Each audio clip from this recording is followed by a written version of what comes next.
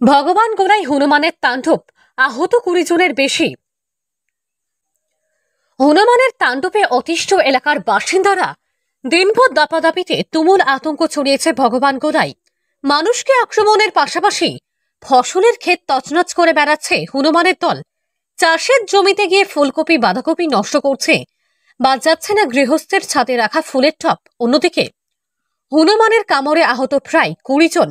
ঘটনাটি ঘটেছে মুর্শিদাবাদের ভগবানগোলা থানার মহিষাস্তরী পালপাড়া, পুরাতন পাড়া, কাশিয়াডাঙ্গা, নতুন পাড়া, কাশিয়াডাঙ্গা সহ আরো বেশ কয়েকটি গ্রামে।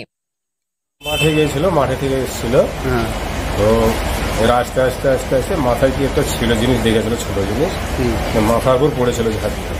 কি পড়েছিল? মানে হনুমান। আচ্ছা, মাথার উপর পড়ে এবার ওটা ফেলে দিয়ে, এবার যে একটা ছোট পুটলি ছিল ফেলে দিয়ে দূরে চলে গেল। দূরে থেকে আবার ওখান থেকে আসে টার্নিং করে এসে আবার ধরেছে, কামড়ে ধরে ছিঁড়ে চলে গেছে। ওখান থেকে আর উঠতে পারে না।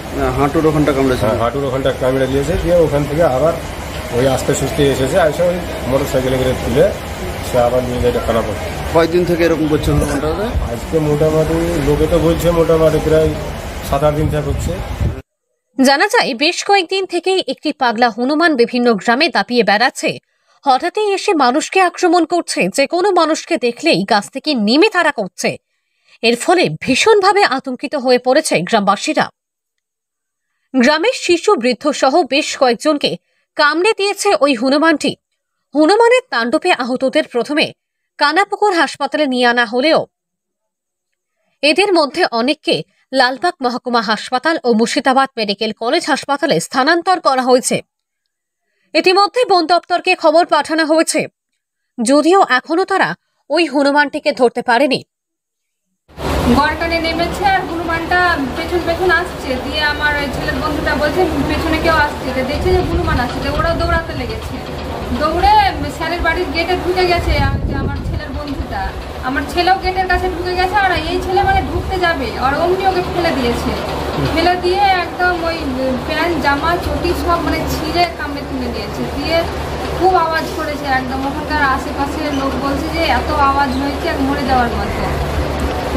এখন পর্যন্ত হনুমানটা ধরা পড়েছে? না, পড়েনি, ধরা পড়েনি। কালকে এসেছিল ওই লোক ওখান থেকে, দিয়ে 2-3টে পর্যন্ত খুঁজে গেছে, হনুমানটাকে খুঁজে পাইনি।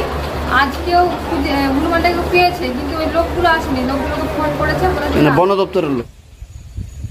গ্রামের বাসিন্দারা জানান, হনুমানের আক্রমণে এ পর্যন্ত 20 জনেরও বেশি জখম হয়েছেন। ফলে ঘর থেকে বেরোতে গিয়ে রীতিমতো আতঙ্কে থাকছেন বাসিন্দারা। হনুমানের ভয়ে বিকালে ছেলেমেয়েরা খেলতেও বেরোচ্ছে না। বাসিন্দাদের অভিযোগ, বিষয়টি বন দপ্তরে বারবার জানানো হলেও কোনো ব্যবস্থা নেওয়া হয়নি। উল্টে বন দপ্তরের তরফে বলা হয়েছে, যদিও বন দপ্তরের তরফে জানানো হয়েছে হনুমানটিকে ধরার জন্য গ্রামে একটি খাঁচা পাঠানো হয়েছে। মোটামুটি কামড়েছে তার 10-12 জন হবে। বন দপ্তরকে জানিয়েছে? জানাচ্ছিল যে কালকে সব বলাবলি করছিল যে নিয়ে আসতে হবে, তাই বলাবলি করছিল যে নিয়ে আসতে হবে। এরকম খামখুটে হয়েছে, অনেক ক্ষয়ক্ষতি হয়ে গেল। তোমার থানাতে দিতে হবে, যাতে ভিডিওতে যেতে হবে। এখন অব্দি বন দপ্তর আসেনি? না, এখন অব্দি আসেনি।